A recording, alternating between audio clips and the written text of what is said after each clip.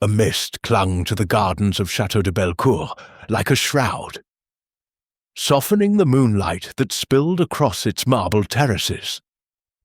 At precisely 2:07 a.m., a scream cut through the silence, sharp, terrified, and abruptly choked.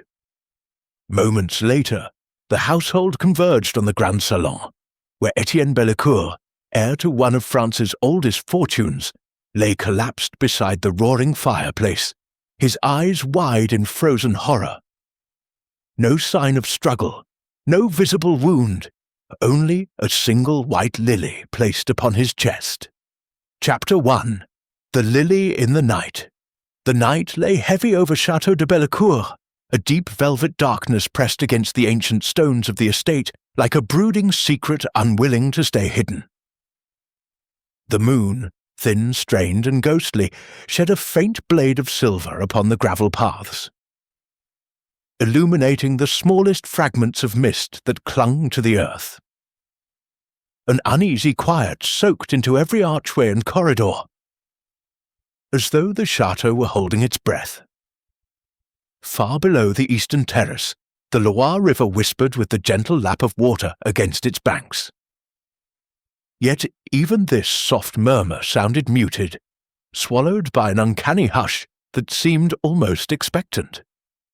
Nature appeared suspended, as if awaiting something terrible. At precisely 2:07 a.m., a single scream tore that silence apart. It was sharp, the sound of a soul in shock, neither prolonged nor repeated, but abruptly silenced, as though cut off by a hand or a sudden, dreadful realization. The echo of it ricocheted through the stone hallways, up the carved spiral staircases, and through the grand salon, where shadows danced in the flicker of the dying fire. Within minutes, doors flew open. Footsteps pounded across rug and marble.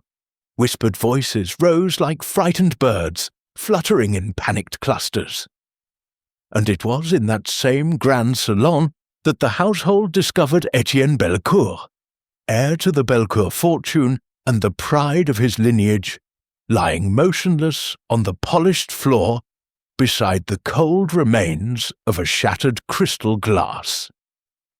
His expression was frozen in a silent gasp of horror. His limbs were rigid, contorted subtly but unmistakably, suggesting that death had not come peacefully. No blood stained his clothes, no blade wound pierced him, no ligature marked his throat. But upon his chest, placed delicately as a lover might lay a flower upon a pillow, rested a single white lily. A symbol, a message, an impossible coincidence.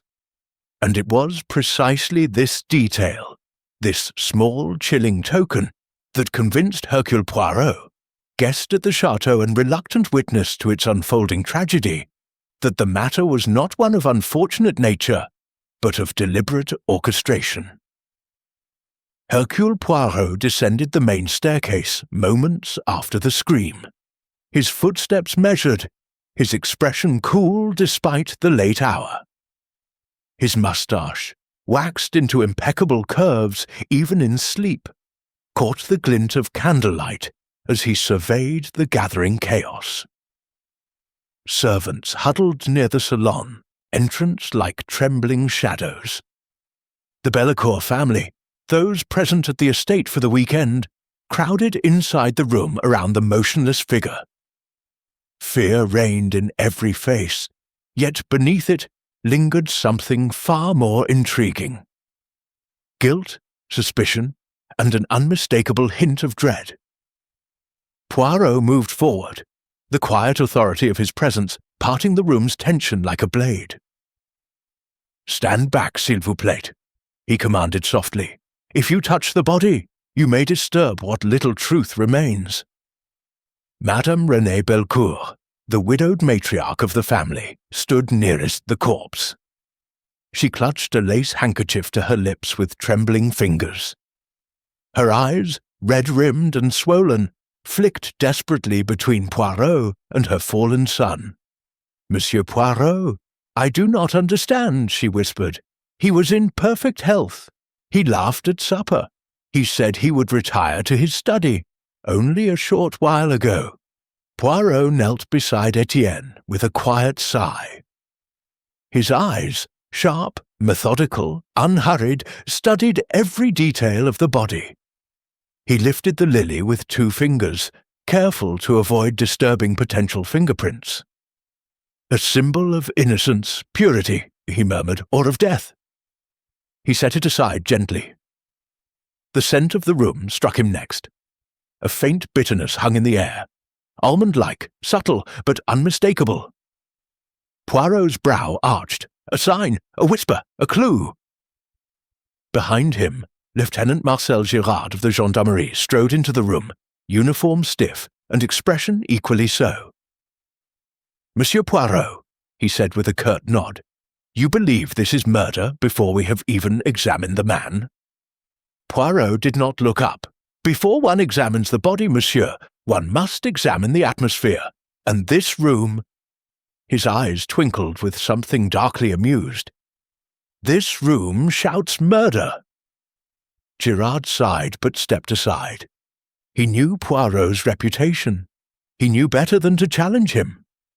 Poirot leaned closer to Etienne. His gloved hand hovered, but did not touch. The limbs are stiff. Rigor mortis has begun. His voice lowered to a thoughtful murmur. But the rigidity is too sudden for natural causes.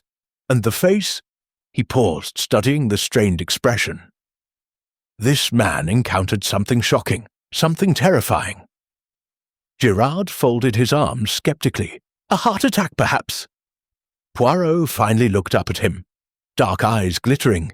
A heart attack does not place a lily upon one's chest.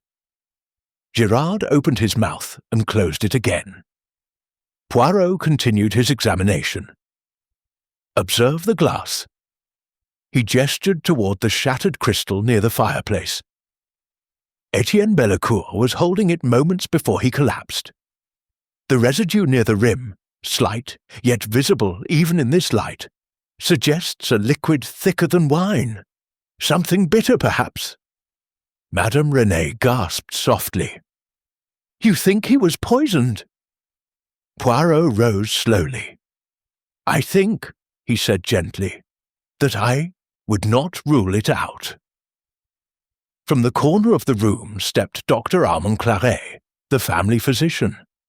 His spectacles sat askew on his nose. He appeared more flustered than any other present. "Madame Bellecourt," he said quickly, "I assure you I will conduct an examination. For now, I must caution against rash conclusions. Etienne had a delicate constitution." Poirot lifted a hand. Delicate or damaged? Dr. Claret blinked. "Well, he had complained recently of—" "Aha," Poirot interrupted. "But you told me earlier he died of a heart failure, did you not, without examination?" The doctor flushed crimson. It was a preliminary assumption. Poirot stepped closer, lowering his voice. "Or a convenient declaration?" The doctor stiffened. Girard whispered to Poirot, "You suspect even the physician?" Poirot shrugged elegantly. "One must suspect everyone until the truth reveals itself. Even those whose duty is to preserve life sometimes have motives to end it." The murmurs in the room grew louder. Henri Bellecourt, Etienne's younger brother, stepped forward with fists clenched. His dark hair was dishevelled, his breathing uneven. "This is madness," he snapped. "Etienne was my brother. Who among us would harm him?" Poirot's head tilted slightly, the beginnings of a smile curling his moustache. "That, monsieur, is the question." Henri scowled. "You dare imply that someone here, someone in our family, murdered him?" Poirot's gaze sharpened. "Monsieur, I imply nothing. I only observe Etienne Bellecourt died suddenly, violently, in a room without forced entry. Only members of this household and a select few guests have access to the chateau after midnight." He gestured delicately. "Thus the circle of suspicion is already very small." The air thickened with unease. Madeleine Rousseau, Etienne's fiancée, stood near the fireplace, her silk night-robe tied hastily at her waist. Her face was pale, her lips pressed tightly together as though holding back a scream. Tears glistened, but did not fall. "What will you do now?" she whispered. Poirot approached her with unexpected gentleness. "Mademoiselle, I will do what must be done. I will find the truth, but you must answer a question first." Her shoulders trembled. "Anything. When did you last see Monsieur Etienne alive?" She closed her eyes. "We spoke at midnight, in the garden. He said he needed time alone to think. He looked troubled. I thought it was simply stress." Poirot's brow furrowed. Many murderers choose their moment when the victim is alone and reflective. "What troubled him, mademoiselle?" She hesitated. "I do not know." Poirot nodded, though he clearly did not believe her. He turned back to the room, his shadow flickering across the carpet. "We will examine the body again shortly.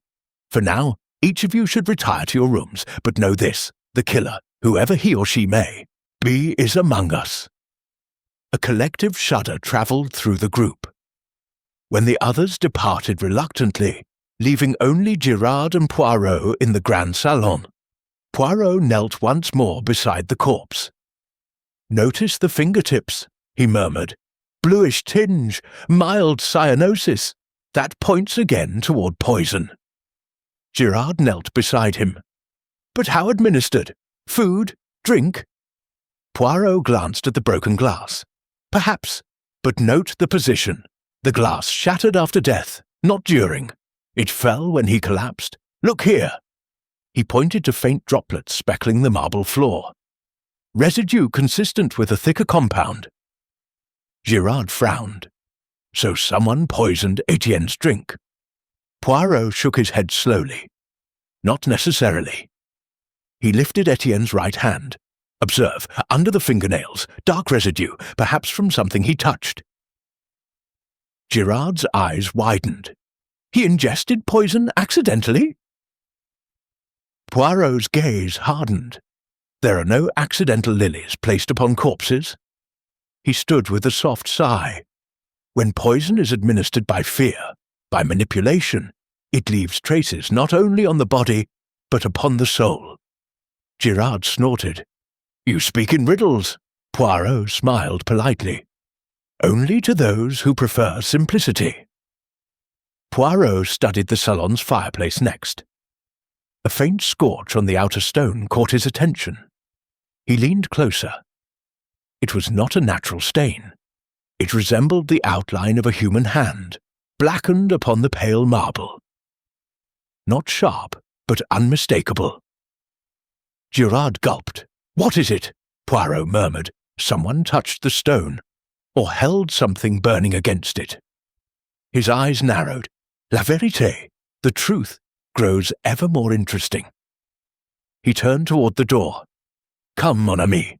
The night has given us its first whispers. Now we must coax it into confession." Girard hurried after him. "Where are we going?" Poirot gave a soft, enigmatic smile. "To examine the study of the dead man, naturellement. A man does not die without leaving behind a trail. And I intend to follow every step." The study was dim, lit only by the moon slipping through tall windows. Shelves of ancient books lined the walls. And Etienne's mahogany desk sat in the centre, like a command post of intellect and secrets. Poirot entered slowly, scanning everything. Nothing was disturbed, nothing broken, yet something felt wrong. Too neat? Too calm? Poirot approached the desk. A journal lay open to a blank page. A fountain pen rested beside it. He touched the ink nib. Fresh. Someone had written recently. He inspected the blotting paper. A faint reverse impression bled through. Cannot trust him. The lily. Tomorrow I confront the final word cut off. Poirot's pulse quickened. "You see, Lieutenant?" He held up the blotting sheet. Etienne intended to confront someone associated with a lily. Gerard swallowed, so the killer silenced him before he could reveal the truth. Poirot nodded solemnly. Exactement. He replaced the sheet and stepped away. His eyes drifted toward the window. Outside, the gardens glowed faintly, paths winding through hedges like serpentine trails. In the distance, lanterns flickered, the servants' quarters, the stables, the orchard. Poirot clasped his hands behind his back. "The lily is the key," he whispered. "Not merely a flower, a message, a signature." Gerard frowned. A signature of the killer. Poirot turned slightly, the fire of certainty beginning to light within his gaze. "Non, mon ami. It is more than that. It is a symbol that only someone intimately connected to the Bellecourt family could use." He walked toward the door. "This chateau sleeps tonight, but its secrets do not, and one secret has already murdered a man." As Poirot and Gerard stepped into the corridor, a sudden cold gust swept through the hallway, extinguishing the nearby lantern. In the darkness, a soft sound echoed, a whisper, a sigh, a faint rustle of fabric. Poirot snapped his head toward the direction of the noise. "Who is there?" Gerard barked. No answer. Poirot stepped cautiously toward the shadows and paused. At the end of the corridor, illuminated by the weak moonlight streaming through tall drapes, rested a fresh white lily, placed upright, deliberate, waiting for him. Poirot's voice dropped to a whisper. "Ah, so the killer leaves me a greeting." His eyes gleamed with a quiet, burning certainty. And the game, it seems, has only just begun. Chapter 2. Shadows in the Great Hall. The morning after the tragic discovery began with a hush that felt unnatural for a house containing 27 guests.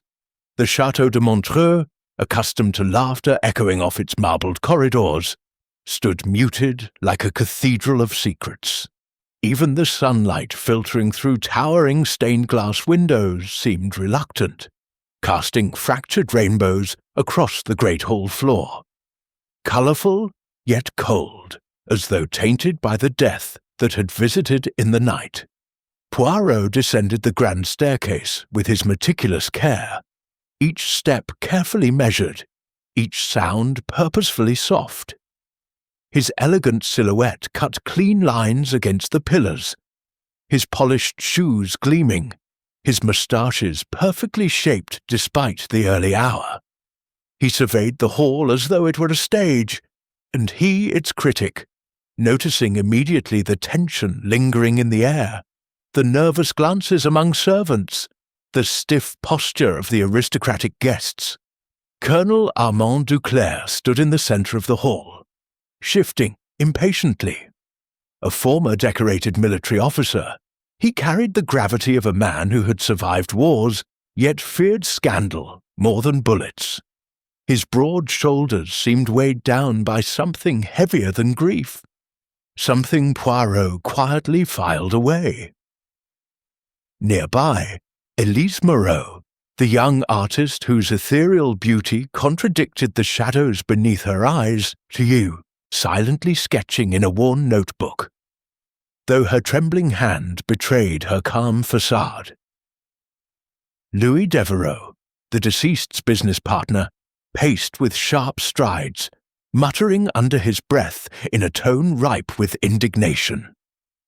Finally, at the far end of the hall, Lady Vivienne Montreux, a vision of resilience forged from privilege, stood near the tall windows, gazing out at the mist-covered gardens as though searching for an escape from the manor's uncertainty. Poirot approached Chief Inspector Beaufort, who awaited him beside the parquet floor's central mosaic. The inspector's usually sardonic face was unusually drawn, as though the night had stolen years from him. "Monsieur Poirot," he greeted, voice low, "the body has been moved to the small mortuary chamber. The physician believes the time of death was between midnight and 2:30. Strangulation. No signs of a struggle." "No struggle," Poirot repeated softly, inspecting the delicate fibres collected earlier by Beaufort's team. "Either our victim trusted the murderer, or the murderer approached in silence with a most delicate hand." His brow furrowed, though only slightly. Poirot's face seldom betrayed strong emotion during an investigation. His mind worked too quickly, his observations stacking with architectural precision. Beaufort nodded toward the suspects assembled in the room. These 4 were the last known to see the victim alive. Lady Montreux claims she went to her room early. Colonel Duclair states he was in the library. Louis Devereux was in his chamber writing correspondence. Elise Moreau claims she took a walk in the garden after midnight, alone. Poirot's gaze sharpened. Alone, in a garden thick with fog at such an hour. It is not impossible, but it is curious. He stroked his moustache thoughtfully. "I should very much like to speak with them, each one, individually." But before Beaufort could respond, a commotion stirred near the main entryway. A maid hurried in, whispering frantically to Lady Montreux. The lady's hand shot to her mouth, her porcelain composure cracking. Poirot watched her closely, noting the strain, the slight tightening around her eyes, the tension in her neck. What news could shatter her calm so swiftly? He moved closer, unobtrusive yet present. Lady Montreux inhaled sharply and faced the room with forced grace. "A letter," she said quietly, "delivered this morning, addressed to my late husband." She held out a crisp white envelope, sealed with a distinctive wax emblem. Poirot recognized the mark, a stylized raven, wings spread upward. "A symbol," he murmured, taking the envelope from her. "But whose?" He examined the wax without breaking it. The seal's craftsmanship was meticulous, almost theatrical in precision. Poirot held the envelope between his fingertips slightly away from himself. "The person who sent this, they wished the letter to be noticed. It is not the seal of discretion, but of spectacle." Beaufort frowned. "Should we open it?" Poirot nodded. "One must be careful, yes, but fear must not guide us. Let us proceed." With a gentle motion, he broke the seal. The paper inside carried a faint scent of lavender and something metallic, ink mixed with perfume. He unfolded it slowly, aware of the eyes tracking his every movement. The letter contained a single line. "The truth always returns to the living, and demands its due." A collective shudder ran through the hall. Poirot studied the line, his eyes narrowing with interest rather than fear.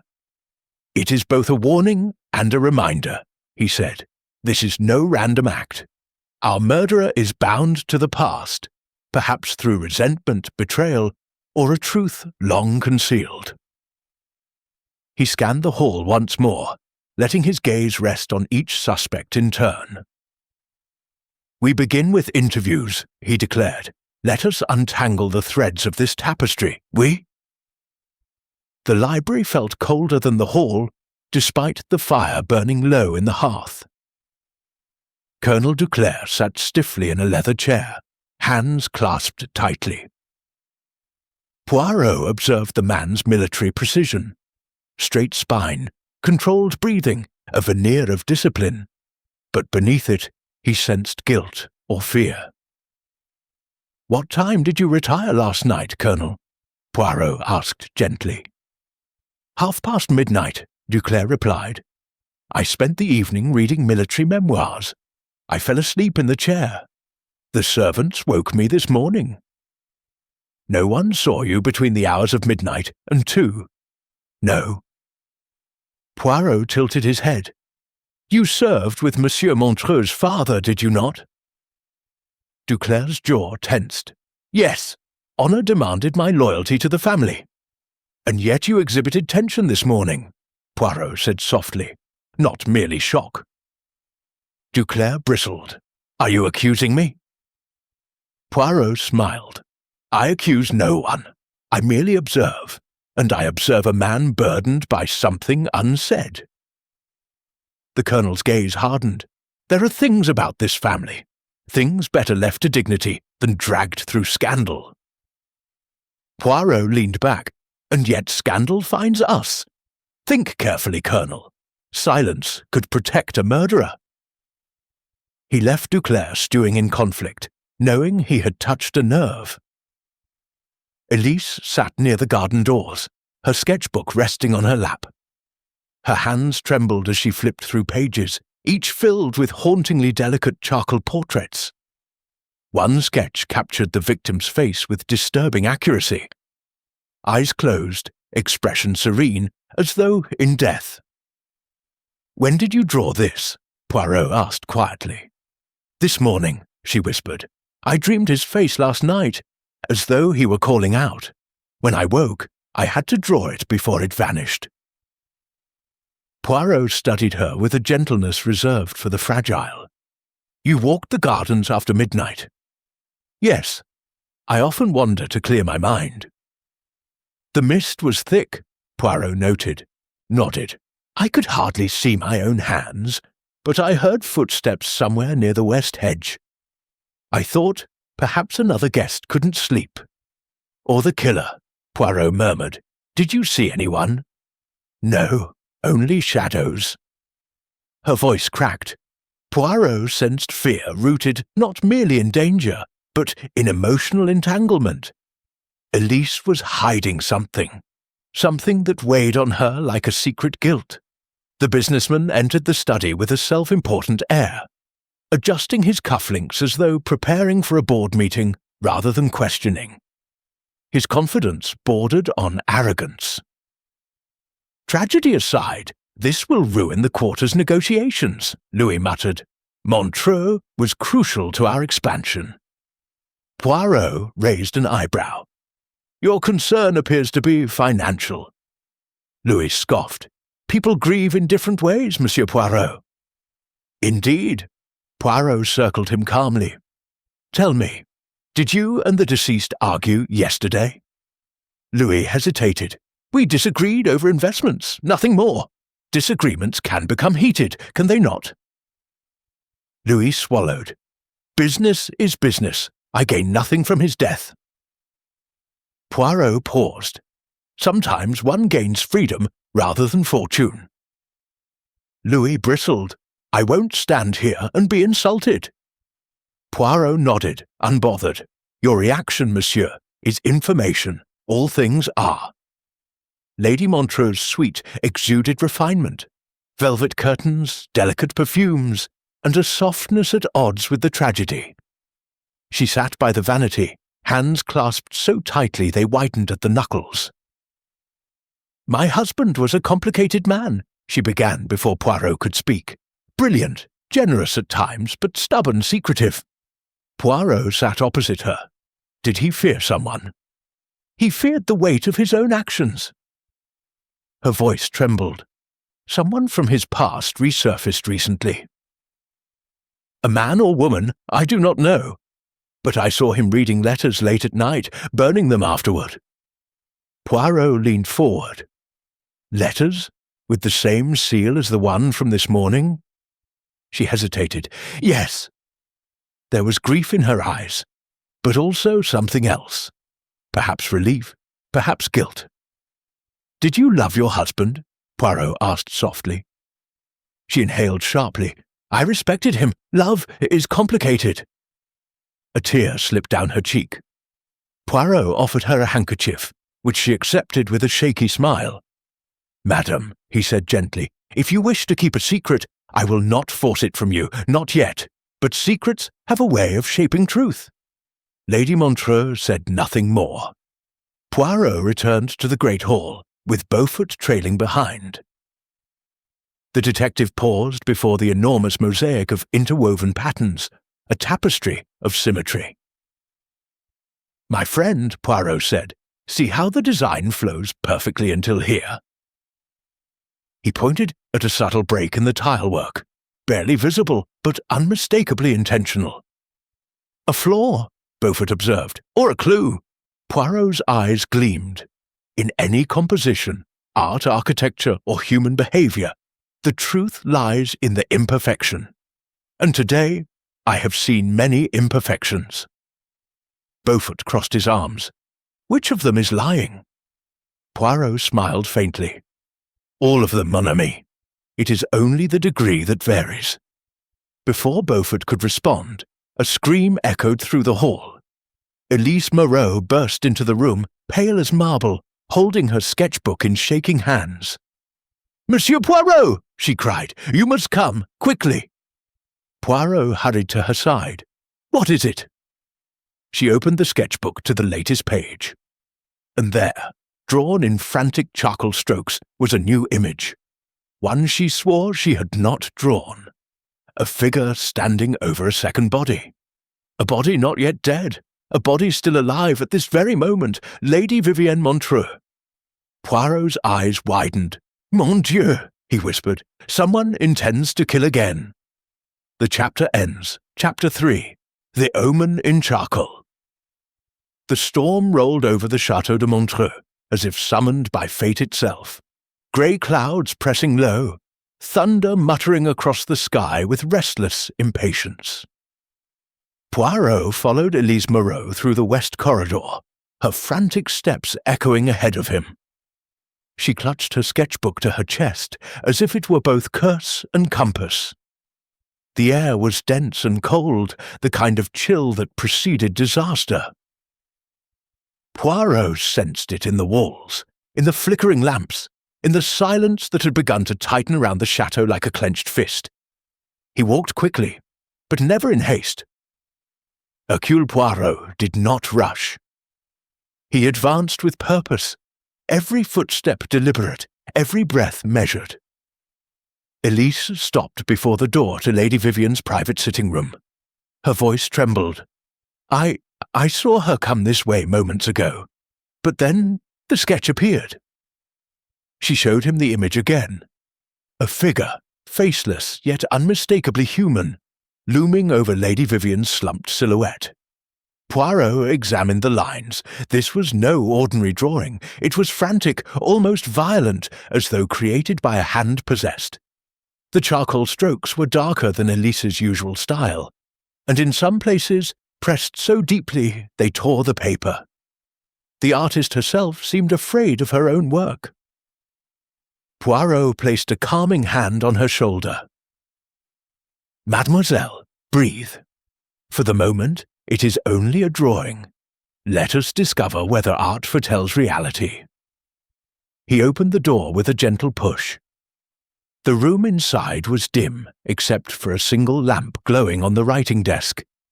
Its light cast stretched shadows that danced across the walls like spectres. The windows rattled with the wind. And there, sitting upright on a chaise by the fireplace, was Lady Vivienne Montreux, very much alive, though visibly shaken. Her face was pale, framed by dark curls that seemed almost too heavy for her delicate expression. Poirot exhaled softly. "Madame, forgive the intrusion. Are you unharmed?" She looked up, with startled eyes. "Monsieur Poirot? Of course. Why do you ask?" Elise stepped behind Poirot, breath catching. Lady Vivienne saw her and frowned. "Mademoiselle Moreau, what on earth?" Poirot lifted the sketchbook. "This drawing gave us cause for concern." Lady Vivienne studied the image. A faint tremor rippled through her hand. "My God, what is this meant to be?" "A question I too am asking," Poirot said gently. "Did anyone come to your room in the past hour?" "No. I have been alone, trying to gather myself." She stood, visibly shaken. I do not understand what this means." Neither did Poirot. Not yet. But the implications twisted through his mind like threads seeking pattern. Someone had drawn this omen. If not Elise consciously, then perhaps someone using her book, a warning, a threat, or a manipulation designed to cast suspicion on the fragile artist. Poirot turned to Elise. "Mademoiselle, has anyone had access to your belongings this morning?" She shook her head quickly. "No, I carried my sketchbook everywhere. I never left it unattended." Poirot frowned. "Then how was this produced without your knowledge?" A long silence stretched between them. Outside, thunder cracked sharply, as though impatient with human uncertainty. Poirot closed the sketchbook. "No answer yet, but we must proceed with caution. Madame Montreux, until this matter is clearer, I suggest you remain in the company of others. Someone wishes to frighten you, or worse." Lady Vivienne clasped her shawl tightly. "Do you believe someone would truly attempt to harm me, Monsieur Poirot?" "Madame," he said softly, "someone has already killed once." She paled further. Poirot guided both women back toward the great hall, where guests had gathered in uneasy clusters. Colonel Duclair stood near the staircase, every muscle taut. Louis Devereux leaned against the mantelpiece, pretending nonchalance but failing each time his eyes darted toward the corridor. The atmosphere had grown darker, as if the chateau itself understood the deepening danger. When Lady Vivienne re-entered the hall, conversations froze. All eyes locked on her. Poirot noted the reactions. Duclair stiffened, Louis swallowed hard, and Elise wilted slightly beneath the collective attention. Suspicion hung like dust motes in the air. Poirot stepped forward.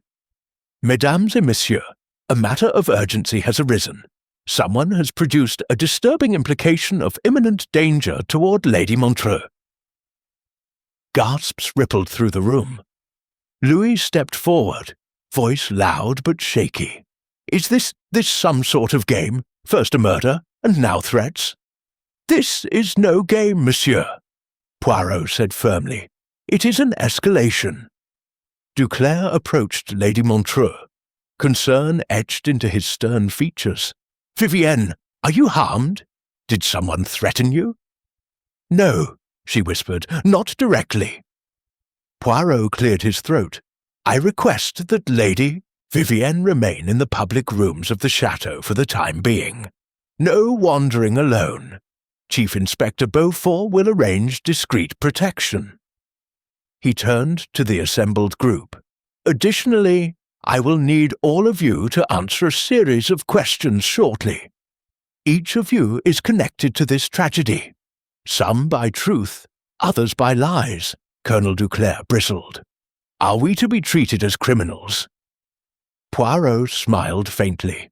"Not criminals, Colonel, but as pieces of a puzzle whose complete image remains obscured." Louis scoffed. "You speak in riddles." Poirot turned sharply, eyes gleaming. "Non, Monsieur Devereux, I speak in patterns. Murder is always a pattern, and right now the pattern is shifting." He held up Elise's sketchbook, opening to the ominous drawing. Its stark lines seemed to hum with foreboding in the lamplight. "This," Poirot declared, "is not merely a threat, it is a message. Someone wishes to guide the investigation, or mislead it." The guests exchanged looks laden with fear and suspicion. Poirot continued, "But mark my words, whoever sent this warning wishes for one of two things, to frighten Lady Montreux into leaving, or to convince us she is the next intended victim." Silence. Then, softly, Lady Vivienne whispered, "Which do you believe, Monsieur Poirot?" Poirot closed the sketchbook with a decisive snap. "That, madame," he said, "depends on the next move our culprit makes." The storm cracked open the sky, lightning flashing across stained glass windows. Chapter 4. The Footprints in the Mist. The storm eased by late afternoon, leaving behind a damp quiet that clung to the grounds like a lingering breath. The Chateau de Montreux seemed to exhale uneasily, its ancient walls absorbing the tension of its inhabitants. Poirot stepped onto the terrace with measured grace, his polished shoes clicking softly against the wet stone.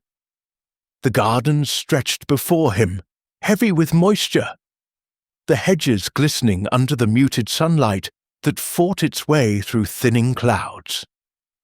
The air smelled of rain, fresh, earthy, yet tinged with something metallic, almost like the echo of violence. He paused, adjusting his gloves, and surveyed the mist still settling over the lower grounds. Chief Inspector Beaufort followed close behind, somewhat less elegantly, muttering under his breath about mud. "Poirot, must we be traipsing out here? The ground's practically a swamp." Poirot smiled faintly. "Mon ami, murderers do not select their terrain out of courtesy. And I believe something was left for us here last night. Something in the fog Elise Moreau felt rather than saw." Beaufort folded his arms. "Footsteps in the mist, you think?" "No." Poirot's moustaches twitched. "Something far more telling." He descended the stone steps into the garden path, leading toward the west hedge. The gravel was damp, soft beneath his shoes. And for a detective obsessed with order, each footprint left behind was a small insult. But the footprints that had already been left, those mattered. He crouched near a patch of disturbed soil. Beaufort leaned over his shoulder. "You see?" Poirot murmured. There, half imprinted in the soft ground, was the partial fragment of a shoe print. Thin, elegant, likely from an expensive European cobbler. But beside it, overlapping in places, was another print, heavier, wider, and angled oddly, as though the wearer dragged the heel. Two people, same direction. Beaufort frowned. "That could be anyone. Guests walk these gardens." Poirot waved a finger. No, observe closely. These impressions were made during the rain's heaviest hour. Look at the edges, sharp, not softened by additional moisture. Whoever made these passed here shortly after midnight." Beaufort's eyebrows rose. "But that's exactly when Elise heard someone moving in the fog." "Just so," Poirot whispered. "Two individuals, one light of step, the other hesitant." He stood, brushing soil from his gloves. His gaze drifted toward the hedge's shadowy interior. Something pale glinted faintly between branches.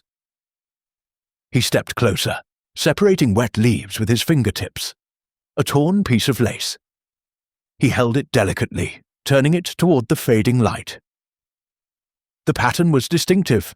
Fine French lace, ivory in colour, the type used on aristocratic evening sleeves. Beaufort exhaled sharply. "Lady Montreux." "Sapristi, no," Poirot said softly. "Look closer. This lace is older, yellowed slightly with age.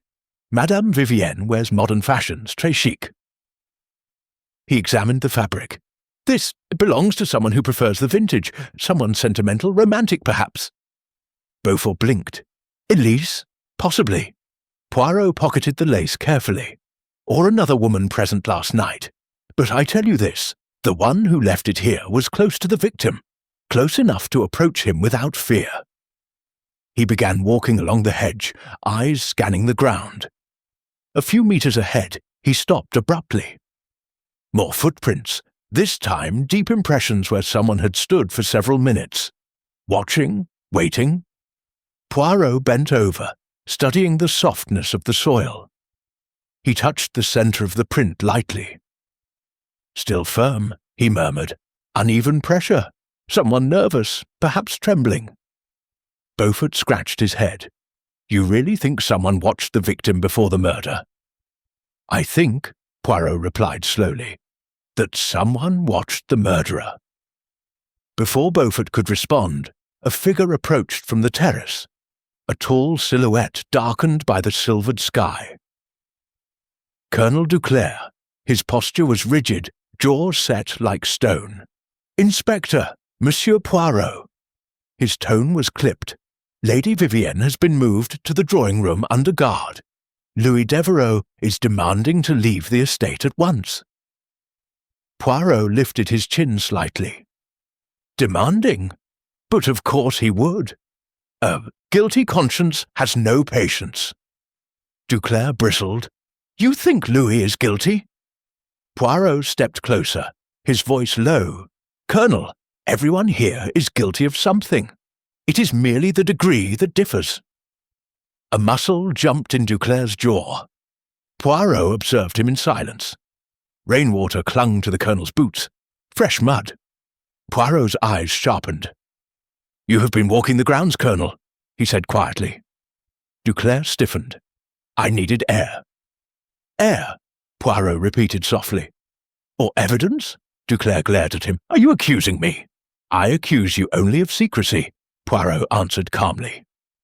Duclair hesitated, just long enough. Poirot's mind catalogued the hesitation like a clue. Beaufort stepped forward. Colonel, where exactly were you? Duclair's eyes flashed. I walked the perimeter. The storm made it impossible to sleep. Poirot smiled politely. The storm prevented everyone from sleeping. But you seek solitude in moments of crisis. Why is that? Duclair looked away. I don't have to answer this. That's precisely why you should, Poirot said softly. Before the tension could ignite further, Elise Moreau appeared at the archway leading back into the chateau. Her presence was ghost-like, her pale features strained with worry. She held her sketchbook tightly, as though afraid of what new image might appear should she loosen her grip. Poirot, she whispered, something's wrong.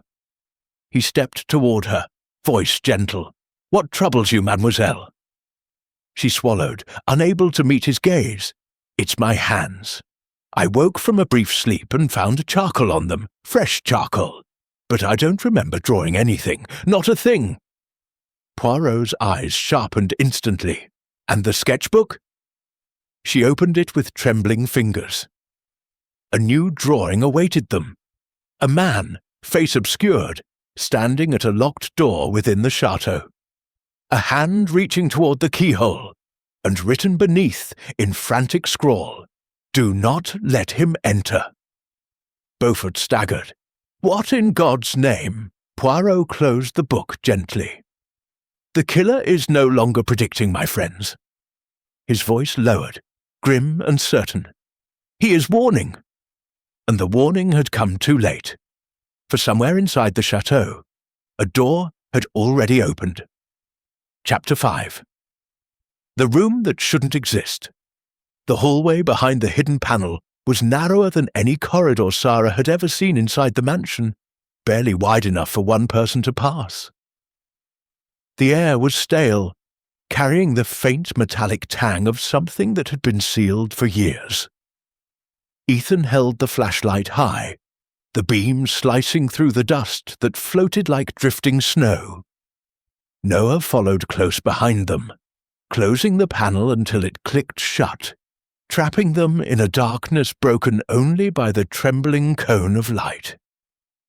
They walked deeper, the walls around them humming faintly with the vibrations of old pipes. The wooden floor groaned beneath their steps, as though complaining at being woken after decades of silence. The corridor opened suddenly into a chamber, small, circular, and carved into the very bones of the house. A room that wasn't on any map. A room that shouldn't exist. At the center stood a single chair. Sarah approached it slowly, her heart hammering. The chair was made of steel, cold, industrial, utterly out of place in a mansion built in the late 1800s. Straps dangled from the arms and legs, cracked with age but still intact. A ring of dried rust, or was it something else, rimmed the edges of the metal restraints. What the hell is this? Noah whispered. Ethan's jaw tightened. Interrogation, experimentation, I don't know. But whatever happened here, someone didn't want it found. Sarah circled the chair, her stomach twisting. On the floor lay a faded notebook, its cover torn. She picked it up carefully, brushing away a layer of dust. The pages were filled with scrawled handwriting, uneven, frantic, as if the writer had been terrified or rushed. Ethan stepped beside her. "What does it say?" Sarah turned a page, then another, her eyes widening. The entries weren't dated, but each one carried a sense of spiraling paranoia. Words repeated, sentences broke off abruptly. "They're watching me. They want the formula. Not safe, not safe. They said it's for protection, that it's for the world. Liar, liar, liar." She swallowed hard and kept reading. Phase 3 subjects unstable. Do not administer compound again. Containment failing. I hear her at night. I hear them. Sarah's voice shook. Whoever wrote this was losing their mind. Ethan shone his light across the room, or telling the truth. A faint scratching noise echoed from the vent overhead. All three froze, staring upward as dust trickled down. The sound faded, leaving only the thundering rhythm of their breathing. "This place is connected to the rest of the house," Noah murmured. "Someone could be above us." Sarah shut the notebook and tucked it under her arm. "We should keep moving. There might be more." They stepped through the opposite doorway, entering another narrow corridor. The air grew colder. The walls here were lined with old photographs, faces of men and women wearing lab coats, all staring directly at the camera with bleak, expressionless eyes. Some photos had names written underneath. Others had the names scratched out violently, leaving deep gouges in the wood. Sarah stopped at one picture. A woman, mid-30s, dark hair tied back tightly. Her eyes reminded Sarah of something, someone, but she couldn't place it. Beneath the photo, a plaque read, "Dr. Elena Ward, lead researcher, Phase 3. Noah leaned closer. "Ward, isn't that the same surname written in the basement journal we found last week?" Ethan nodded slowly. "It is, which means she wasn't just a name. She was here. She worked here." Cold shiver crawled up Sarah's spine, but she pushed on. The corridor ended at a metal door, rusted but locked with a heavy latch. Ethan forced it open with a grunt, the screech echoing painfully along the tight walls. The room inside was larger, filled with overturned desks and cabinets. Broken beakers glittered across the floor like shards of ice. Old machines, tubes, wires, and rusted instruments sat abandoned in the shadows. But the thing that stole their breath was the series of cages. 6 of them. Each built into the wall like jail cells, but far too small for a person to stand comfortably. The doors were bent outward, as if something incredibly strong had forced its way free. Sarah stepped toward the nearest cage, her pulse pounding. Scratch marks lined the inside, deep, violent gouges that looked almost desperate. Noah whispered, "What the hell were they keeping in here?" Before anyone could answer, Ethan crouched near a fallen clipboard on the floor. The pages attached to it were yellowed but readable. Phase 3 subjects showing increased aggression. Strength exceeds projections. Holding conditions insufficient. Relocation recommended immediately. He looked up at Sarah, eyes darkening. Whatever Phase 3 was, it wasn't human anymore. A metallic clang echoed behind them. They spun around. The door they had forced open was swinging shut, slowly, deliberately, as though someone was pushing it from the other side. Sarah rushed forward and grabbed it before it closed fully. She pressed her ear to the other side, listening. Nothing, just silence so deep it pressed against her skull. "Let's finish searching," she whispered. "Then we get out of here." They moved to the far side of the room, where a filing cabinet stood upright, one of the only pieces of furniture not overturned. Sarah pulled open the top drawer. Inside were folders, hundreds of them, each labelled with a date, a code, and a name. She flipped through them quickly. S01, S03, S04, S07 files missing, gaps between the numbers. Then she froze as she reached one with a label burned into the folder. S09, Elena Ward. Her breath caught. It's her, the lead researcher. Why would she be listed as a subject? Ethan stepped closer, unless she became one. Sarah opened the file slowly. Inside were medical charts, injection logs, a psychological assessment filled with red warnings, and a final note at the bottom. Subject S09 breached containment. Status unknown. Noah stepped back, shaking his head. So she escaped. She could still be... A low, distant thud cut him off. Then another and another. Something was moving in the corridor outside. Slow, heavy, deliberate. Sarah grabbed the file, the notebook, and the clipboard documents. We have to go now. The thudding grew louder, closer.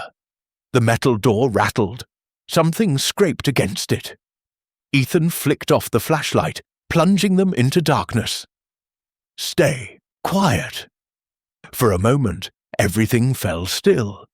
Then 3 slow knocks, measured, intentional, as if whatever stood on the other side of the door already knew they were there. Sarah pressed a hand over her mouth to keep from screaming. The knocks came again, closer this time, followed by a whisper so faint it barely passed through the metal. A woman's voice. You shouldn't have opened the door! The chamber went silent, and the lights flickered on. Chapter 6. The woman in the walls. The sudden flicker of the lights stunned them. One moment they stood in suffocating darkness, breaths shallow and trembling. The next, a harsh blinding white illuminated every corner of the secret chamber. Sarah blinked rapidly, her eyes adjusting. Ethan already had his hand on Noah's shoulder, pulling him slightly back from the door as if expecting something or someone to burst through. But the door remained shut. The metal surface was still, unbent, unstained, entirely ordinary. No sign that a voice had whispered through it. No evidence that 3 slow knocks had ever echoed across its surface.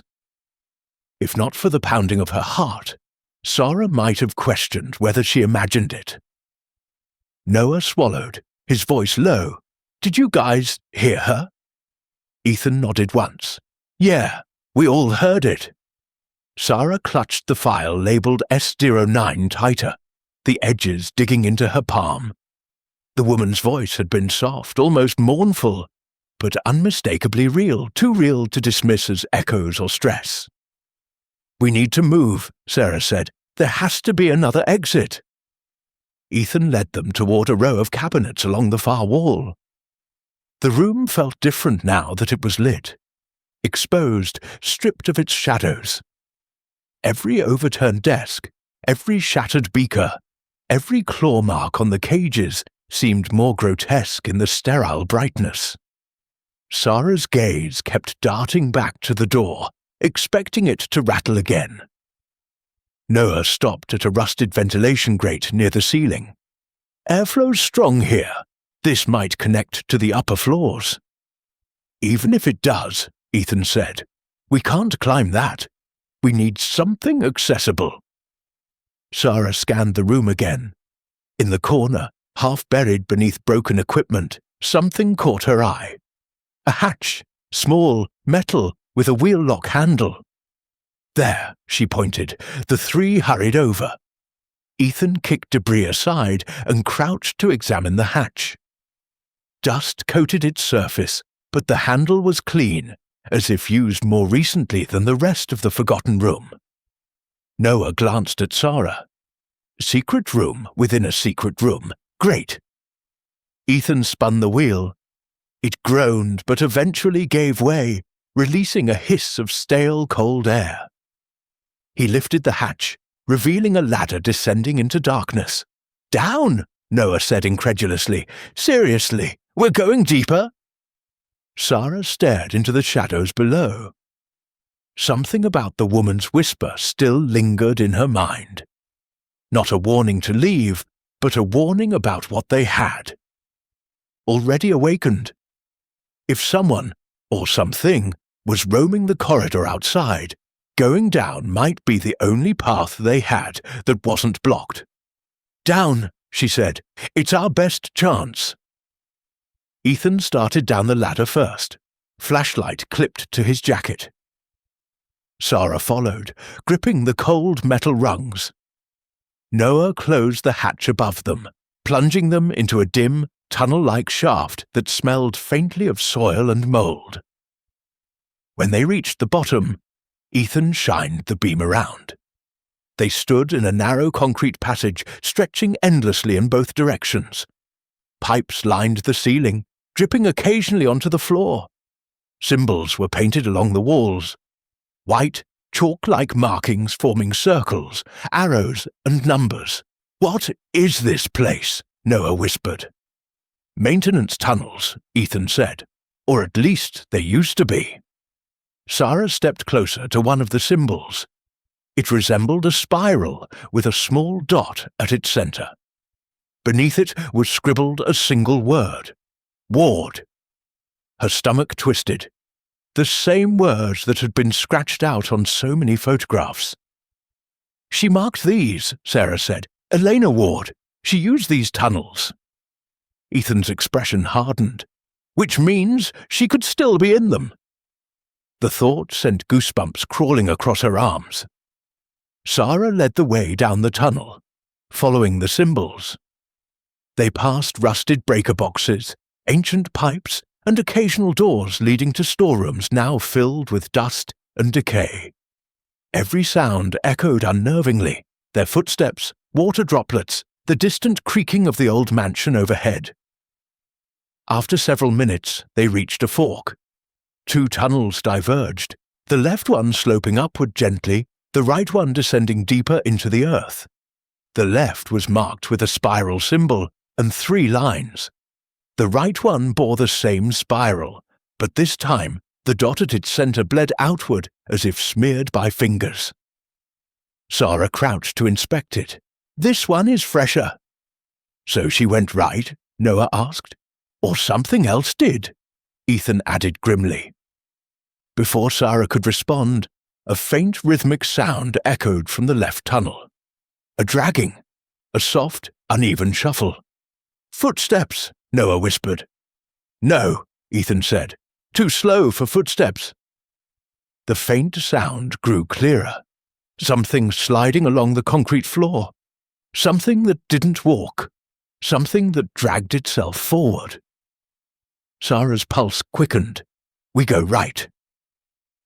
Noah didn't argue this time. They moved swiftly into the darker tunnel. Here, the air felt colder, and the markings became more erratic. Scribbles, crossed-out words, numbers repeated again and again. A message scrawled across the wall caught Sarah's eye. "Don't trust the voice. Don't trust the walls." SDO9 is watching. Her hands trembled. This is her handwriting." Ethan leaned closer. She wasn't running from them. She was running from herself. A sudden metallic clang reverberated behind them. Noah yelped, spinning around. "It's following us," he whispered. Sarah grabbed his sleeve. "Don't look back. Keep going." They reached a junction where the tunnel widened into a chamber lined with lockers and old machinery. Ethan swept the flashlight around and froze. At the far end of the chamber, half hidden behind a column of pipes, stood a figure, a woman, thin, pale. Her hair hung in tangled strands that nearly touched the floor. She faced away from them, head tilted, as though listening to something within the walls themselves. Sarah's throat tightened. "Eleanor!" The woman twitched. Noah grabbed Sarah's arm. "We leave, now!" But Sarah couldn't move, couldn't look away. The air felt heavier, pressing them into silence. Ethan lifted his hand slowly, as if trying not to startle her. "Dr. Ward," he said quietly, We don't want to hurt you. We just need answers." The woman's head jerked slightly to the side, as though her neck bent in ways it shouldn't. A faint whisper escaped her lips, words so soft they barely formed sound. "You opened the door." The same voice that had spoken through the metal earlier. Ethan stepped forward. "Elena!" The woman turned, and Sarah's scream caught in her throat. Her face was hollow, eyes unnaturally wide, pupils stretched and fractured like broken glass. Her skin clung too tightly to her bones, and dark veins webbed across her temples. Yet beneath the monstrous distortion, Sarah saw something else, something agonizingly human. Fear. Elena took one step toward them. Then another. Her voice shivered with desperation. "Help me, before it takes me again." The tunnel behind them rattled violently, as if something enormous was crawling through it. Ethan grabbed Sarah and Noah by their arms. "Run!" They sprinted through the chamber as the lights overhead flickered wildly.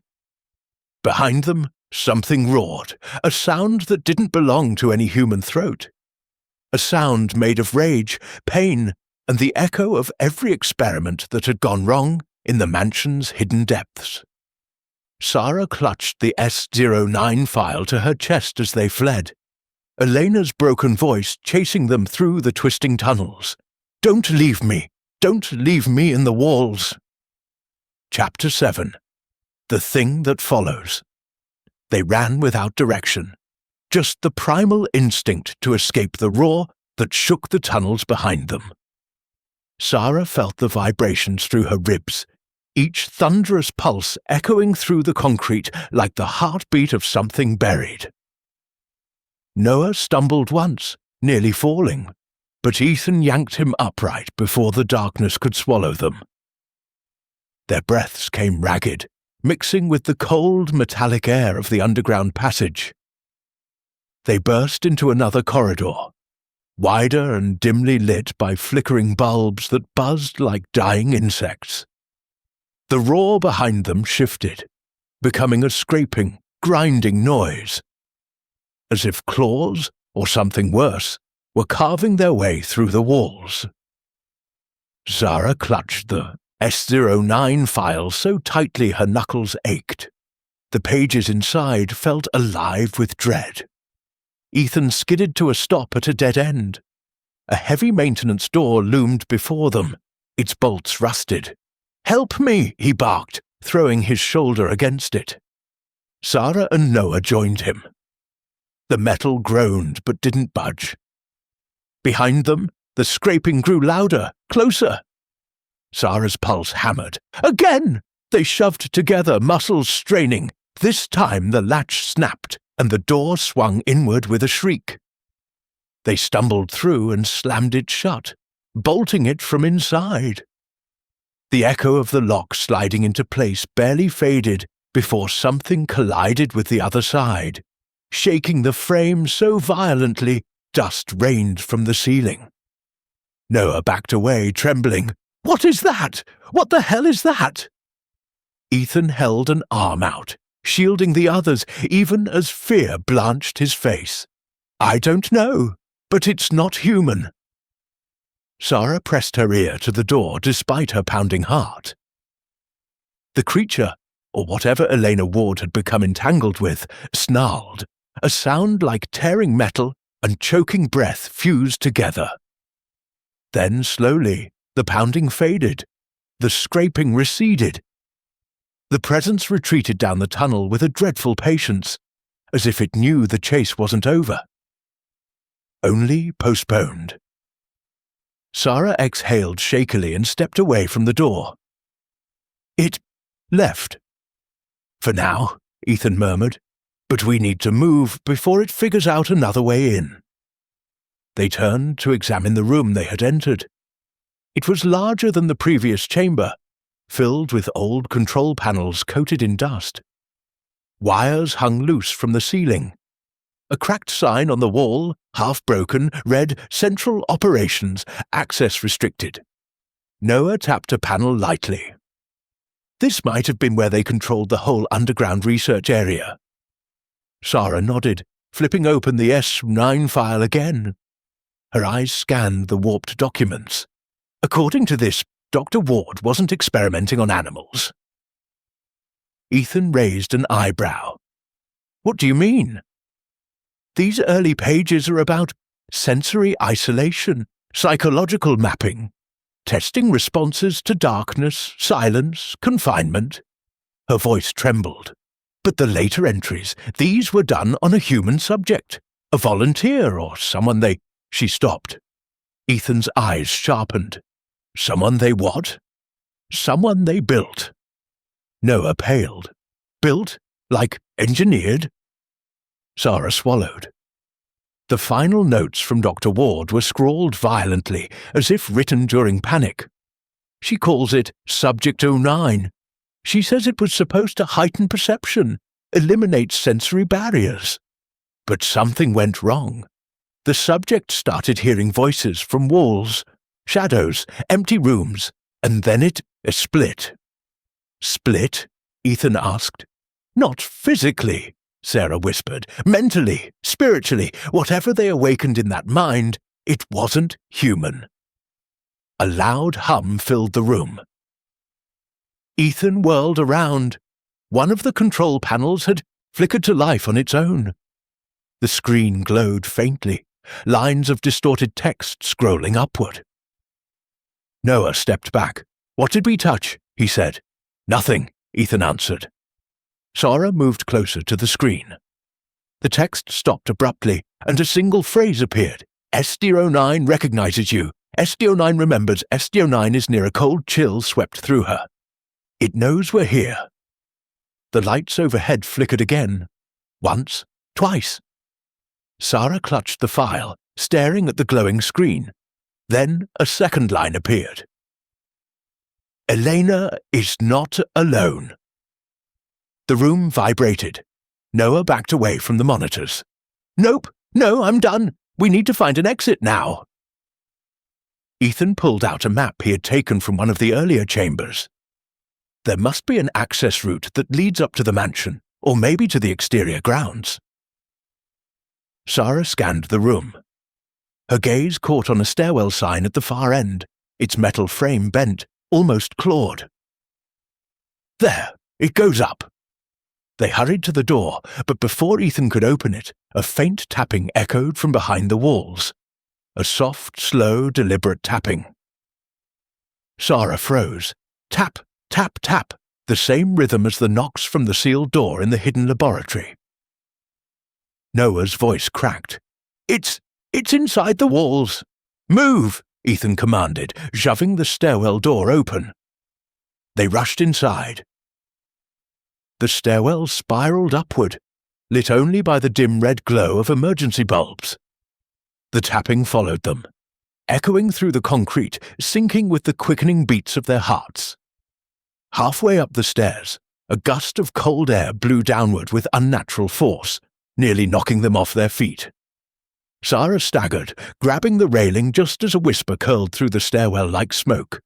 You opened the door, and now it won't close. Noah cried out and bolted upward. Ethan pushed Sarah ahead, following close behind. The stairwell rattled, something slithering through the pipes along the wall, rising with them. Sarah didn't dare look back. They burst through the door at the top of the stairwell and found themselves in a long stone corridor, older than the tunnels below, lined with decaying bricks and narrow alcoves. The air felt colder here, carrying a stale scent of abandonment. Ethan slammed the stairwell door shut and locked it. Almost instantly, something struck the other side with bone-shaking force. The door buckled inward. We don't have much time, Ethan said. Sarah pointed down the corridor. That way. Noah grabbed her arm. Wait, what? Do you hear that? Sarah listened. From the far end of the corridor came a faint, familiar sound. Crying. A woman's crying. Soft, broken, desperate. Sarah recognized it instantly. Elena, she whispered. Ethan swore under his breath. "Sarah, don't! That thing down there! She's alive!" Sarah insisted. "She needs—" The stairwell door cracked behind them, concrete splitting like paper. Noah screamed, "We have to! Run!" But Sarah's eyes were fixed on the darkness ahead, on the silhouette of a woman curled on the floor, crying, on Eleanor, or what remained of her. And as the corridor lights flickered once, twice, the woman lifted her head. Her eyes gleamed in the darkness, and she smiled. Chapter 8. The Chamber of Eyes. Elena's smile stretched unnaturally, too wide, too calm for the shivering body she inhabited. The flickering lights cast thin shadows across her face, and in those shadows Sarah saw the remnants of a woman who had once been brilliant, ambitious human. But something else moved beneath her skin now, like a second presence shifting behind her eyes. Noah instinctively stepped backward, stumbling over loose stones on the corridor floor. "Sarah," Ethan whispered sharply, "do not go near her." But Sarah couldn't look away. Elena's gaze held her like a hooked wire, tugging, pulling, coaxing. The soft crying had stopped entirely, replaced by a rhythmic, laboured breathing, as though she fought against something inside her own chest. Elena tilted her head slowly to the side. "You found the door," she breathed, voice trembling. "You set it free." Ethan stepped in front of Sarah, shielding her. "Dr. Ward, listen to me. We know of about Subject 09. We know what happened to your research. We know the others trapped you down here." Elena's smile collapsed instantly. Her expression twisted, not with anger, but with overwhelming despair. Her hands trembled violently. "No," she whispered, "they didn't trap me. I stayed." Noah stared at her. "Why would you stay down here with that thing?" Elena's eyes rolled upward for a moment, as if listening to a voice only she could hear. When they returned to focus, they gleamed with horror. "Because it needs someone to anchor to," she said. "It needs a mind to wear. I kept it inside me, so it wouldn't wear anyone else." Sarah's heart stuttered. "Elena, it's killing you." A cracked laugh escaped her lips, half sob, half delirium. "It's not killing me, not it yet. It's waiting for the right replacement."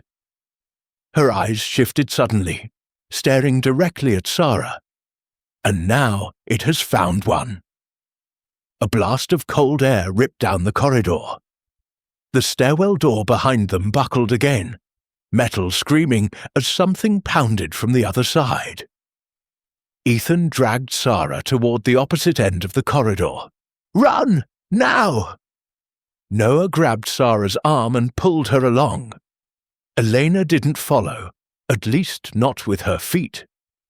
But her voice echoed down the hallway, layered with another deeper tone that did not belong to her. "The door is open." The corridor warped into a long downward slope. Old bricks crumbled beneath their footsteps as they descended into a cavernous area beneath the mansion, an enormous hall with arched ceilings dripping moisture. The walls were carved with dozens of circles, spirals, and marks resembling eyes. Some watched, silently from the stone. Sarah scanned the chamber with growing dread. "This is where they kept it." Ethan nodded grimly. "The containment hub." A faint hum filled the space, vibrating through their bones. Machinery lined the walls, ancient, rusted, long dead. But in the center of the chamber stood a single metal pod, the height of a person, its surface covered in cracks. Noah approached it cautiously. Was the subject locked in there? Sarah opened the SO9 file again, flipping through trembling pages until she found an image, the pod intact, glowing, surrounded by equipment. "Yes," she whispered, "this was its chamber." Noah touched the metal structure. It pulsed, Sarah screamed, grabbing his wrist and pulling him back. "Don't touch it!" But Noah's eyes went wide, not in pain but in shock. Images flickered inside his mind so quickly they felt like fire. The experiments, the tests, the darkness of the pod. Elena's voice whispering to a presence that never slept. He stumbled backward, gasping. "It's not just a creature. It's like a memory that learned to move." Elena's voice echoed through the passage behind them. "Closer now. It hears you." The lights in the chamber flickered violently. Ethan's flashlight sputtered. A shadow slid across the far wall. Too large, too tall, its limbs stretching and contracting like liquid darkness. Sarah's breath caught. "It's here," Noah clung to her. "We need a way out. We need any way out." Ethan scanned the chamber desperately. "There!" He pointed to a rusted ladder leading up to a grate in the ceiling. "If it leads to the basement, we can seal it off." They sprinted toward the ladder. The hum grew louder, vibrating the floor itself.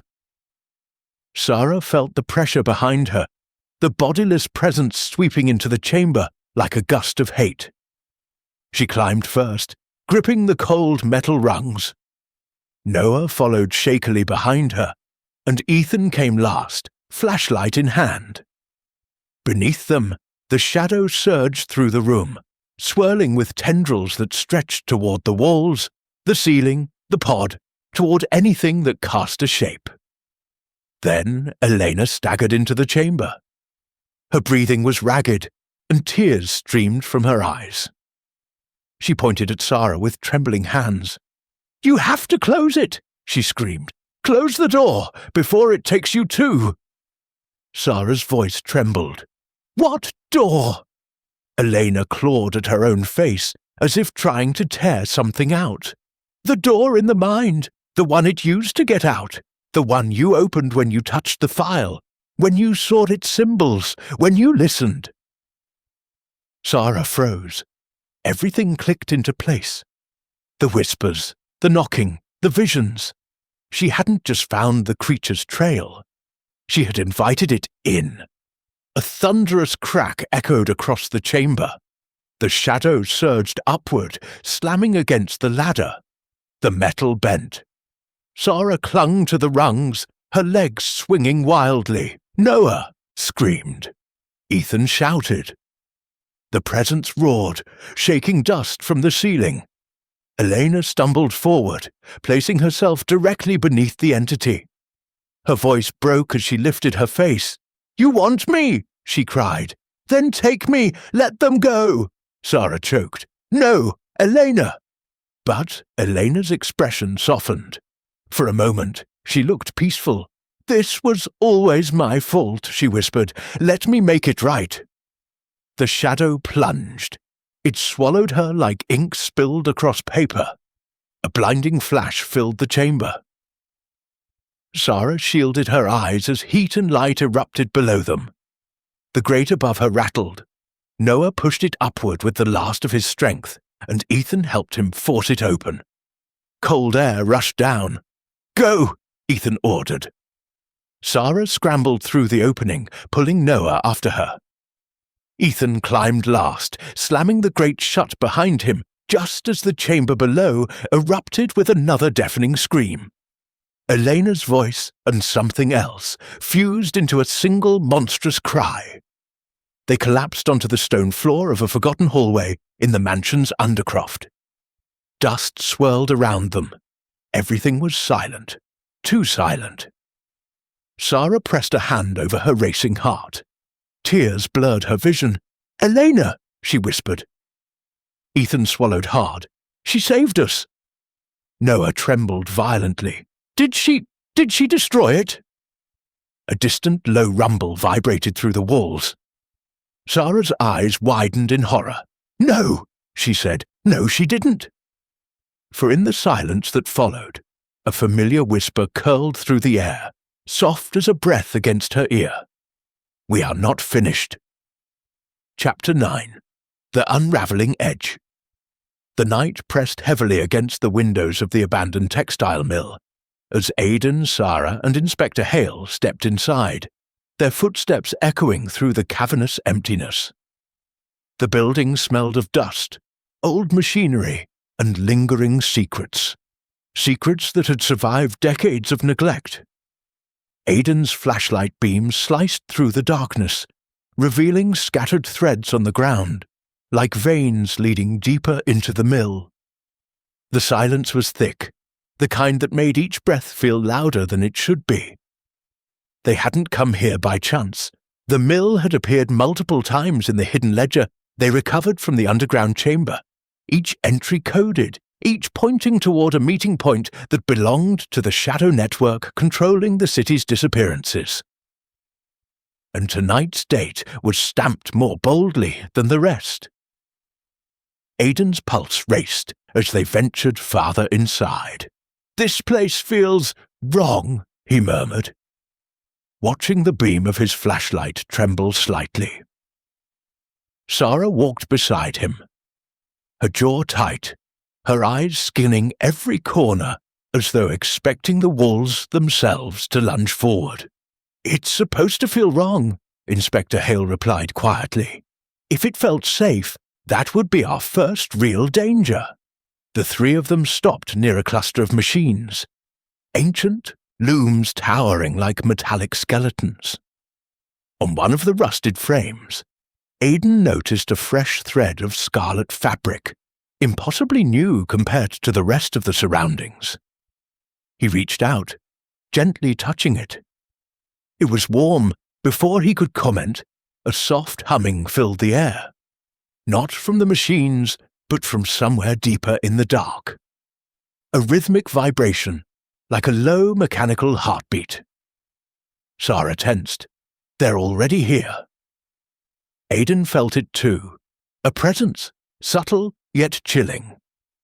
They followed the source of the hum, weaving through rows of silent machinery until they reached a partially collapsed office space.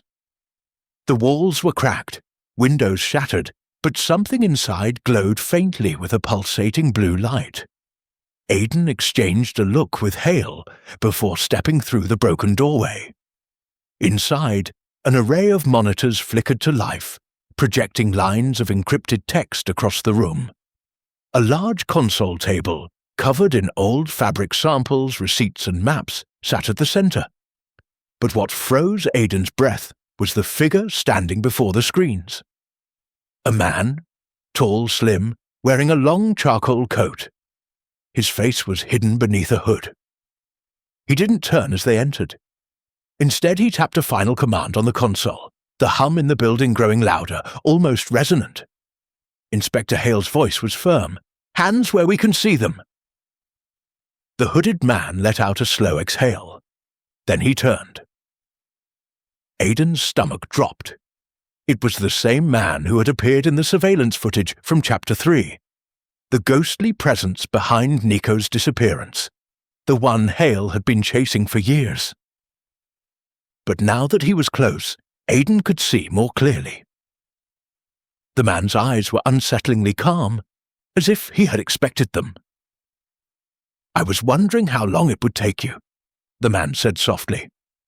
His voice carried an elegance that felt out of place here. "The ledger, such a predictable trail." Sarah stepped forward. "Who are you, and what do you want with the people you've taken?" The man smiled faintly, though it never reached his eyes. "What I want is irrelevant. What matters is the work, the preservation of truth, the balance." Aidan felt a shiver crawl down his spine. "Balance? You're orchestrating abductions, destroying lives." The man tilted his head. "Destruction depends entirely on perspective." Inspector Hale tightened his grip on his firearm. "Step away from the console." But the man didn't. Instead, he gestured to the glowing screens. "This city operates on illusions, false narratives, fabricated heroes. I merely peel back the layers. What you call kidnapping, I call extraction, removal of variables. Each disappearance is a thread pulled from a corrupt tapestry, Aidan's voice hardened. Nico wasn't a variable. He was my friend. Finally, the man truly looked at Aidan, studied him with unsettling precision. Ah, yes, Nico Turner. Brilliant, curious, too stubborn for his own good. He was close to the truth. But you, Aidan, you're even closer. A chill ran through him. You know who I am? The man didn't answer. Instead, he pressed a final button on the control panel. The blue lights around the room surged, and the humming grew deafening. A screen behind him displayed a map of the city, dozens of red markers blinking like warning lights. Sarah's eyes widened. He's activating something. Hale lunged forward, but the hooded man was faster. He stepped back, pressing another remote device. A steel door slammed shut between them with explosive force, separating him from the trio. Through the small opening in the barrier, the man spoke. You think tonight is about stopping me. It isn't. Tonight is about choosing which truth you're willing to burn for. Aidan pounded against the metal door. Where is Nico? The man paused. His expression softened, but in a way that was terrifying. He's alive, the man said. For now. But every answer has a cost, Aidan. Are you ready to pay it? Before Aidan could respond, the man stepped back into the shadows. The lights in the room flickered violently. A hidden panel slid open behind him, and he disappeared into a tunnel that sealed immediately after. The humming from the machinery spiked, turning into an unstable roar. Hale cursed. He's triggered a failsafe. This whole building might blow? Aidan felt a surge of panic, but Sarah grabbed his arm. We have to move, now! They sprinted through the maze of machinery, debris falling around them as the mill trembled violently. Aidan's lungs burned as dust filled the air. A pipe burst overhead, showering sparks that hissed as they hit the floor. Behind them, the monitors exploded in a burst of blue flame. Hale pushed them toward the exit. Go, go! They crashed through the front doors just as a thunderous blast erupted inside the mill. Flames shot through the windows, shards of glass raining onto the street. The shockwave knocked Aidan off his feet, his ears ringing. For a moment, everything was silent except the crackle of fire. Then Aidan slowly sat up, chest heaving. He knows Nico, he whispered. He knows me, and he's watching. Inspector Hale stared at the burning building, jaw clenched. The game changed tonight. Sarah looked at Aidan with fear and determination. We're in deeper than we thought. Aidan nodded, trembling but resolute. We're not stopping now. The flames roared louder, like an omen of the storm still to come. Chapter 10. The Final Threshold. The night air clung to the crumbling terraces of the old Chateau Montreux, heavy with the scent of rain-soaked earth, and the faint metallic tang that had haunted them since the very first footsteps in the garden. Poirot stood at the edge of the upper balcony, his hands clasped behind his back, staring down at the labyrinthine gardens below. The fog had returned, curling along the hedges like spectral fingers. Somewhere in that mist lurked the final pieces of a puzzle that had grown impossibly convoluted. Whispers of S09, Elena Ward's tragic sacrifice, the shadows of experiments gone wrong, and a murderer whose cruelty was as elegant as it was precise. Tonight, he would confront the truth. Inside the chateau, the main hall echoed with cautious footsteps. Chief Inspector Beaufort followed Poirot with a mixture of admiration and exasperation, aware that every move the detective made was calculated. The grand chandelier swayed slightly above them, casting fractured light over the marble floors. Portraits of the Montreux lineage seemed to observe the proceedings, their painted eyes reflecting centuries of history and privilege. Monsieur Poirot, Beaufort said quietly, are you certain the culprit is still here? Poirot's eyes narrowed, catching the glint of a polished banister. Mon ami, certainty is a luxury in matters of murder, but we have threads enough to weave a final revelation. He tapped his chest with a gloved finger. The mind must assemble the sequence, recognize the motive, observe the method. Everything points to someone present this very evening. A sudden noise broke the tense quiet. The faint metallic click of a door opening. Poirot's moustaches twitched. Ah, he murmured, our guest arrives. From the shadows emerged Lady Vivienne Montreux herself, her evening gown whispering across the marble floor. Her face was pale, a mask of controlled fear, but her eyes betrayed something deeper. Knowledge, perhaps even complicity. She paused, acknowledging Poirot with a stiff nod. Monsieur Poirot, she said, her voice calm yet fragile, you have come far. Indeed, Poirot replied, bowing slightly. And yet, madame, the truth remains elusive until all pieces are accounted for. Tonight, we shall see if justice may prevail. Beaufort's hand rested on his revolver. Tension etched across his face. He glanced at the detective. Do you truly believe Lady Vivienne is involved? Poirot shook his head ever so slightly. Ah, no. She is but a catalyst, a subtle instrument in a symphony of deception. The true conductor, mon ami, remains hidden. Observe carefully. At that moment, the drawing-room doors creaked open, and a figure stepped forward. Colonel Duclair. His posture was rigid, hands tightly clenched, jaw set in defiance. Poirot's gaze swept over him, noting the traces of mud on his shoes, the tension in his shoulders. Ah, Colonel, Poirot said softly. You have been quite theatrical in your excursions through the gardens and corridors. Yet your performance tonight lacks a crucial element, honesty. Duclair's lips tightened. I've told you everything I know, he replied curtly. Poirot raised a gloved finger, but what you know and what you conceal are not always identical. Let us examine the sequence. He turned toward the center of the hall and laid out the evidence in precise detail. The footprints in the mist, the fragment of lace found beneath the western hedge, the torn notebook of Elena Ward, and the series of messages scrawled across the hidden tunnels. Each clue, each observation, Poirot wove together with the meticulous artistry of a master conductor, revealing a tapestry of motive, opportunity, and cunning.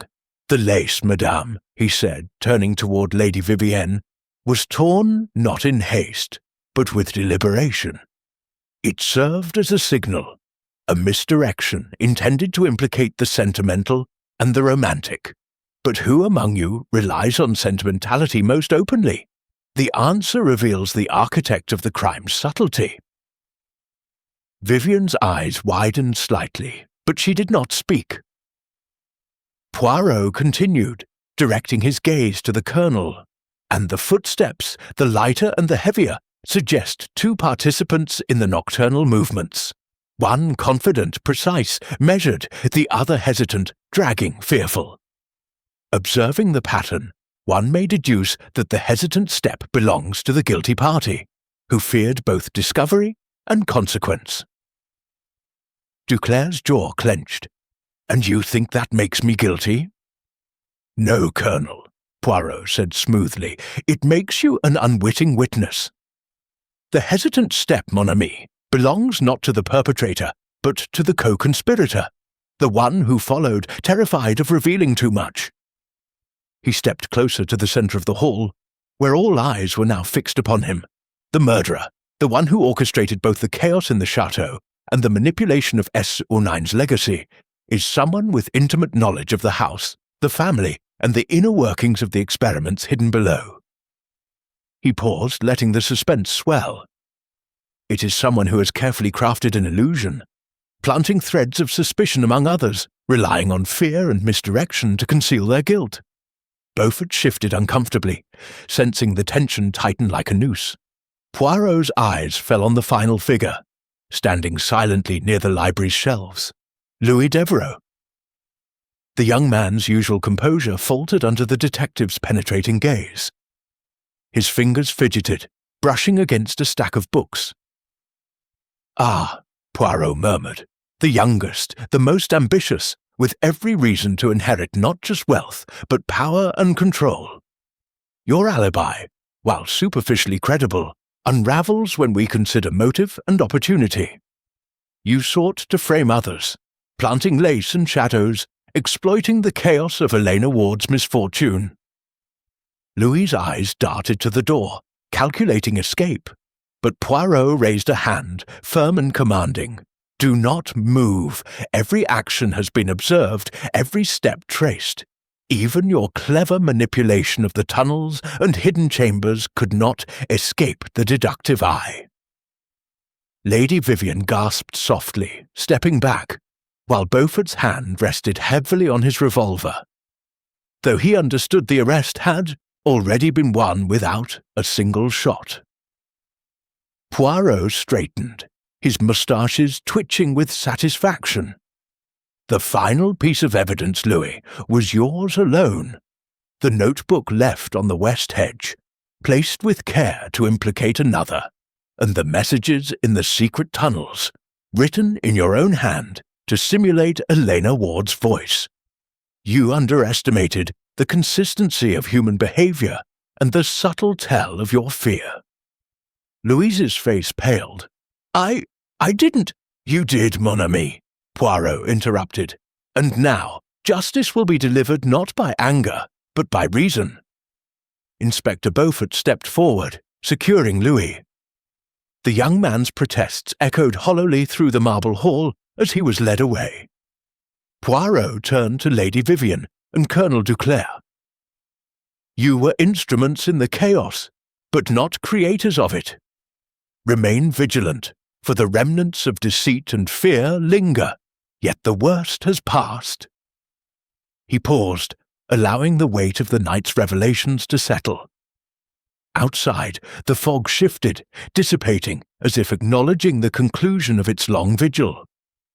Sarah, who had been observing silently in the shadows, finally exhaled. "It's over," she whispered. Poirot's gaze softened. "For now, mademoiselle, but remember, evil may hide, but it leaves traces. The mind, when observant, can uncover truth where chaos seems absolute." The clock struck midnight, the sound echoing across the empty halls, and the grand chandelier above them glittered like the final exclamation mark to a complex, treacherous story. The Chateau de Montreux had breathed once more, exhaling centuries of secrets and treachery. And Hercule Poirot, with his unmatched order and method, had restored balance to the house, the victims, and the truth itself. The night was silent. For the first time since the storm began, a sense of calm settled across the ancient stones, carrying the faint whisper of justice, reason, and closure.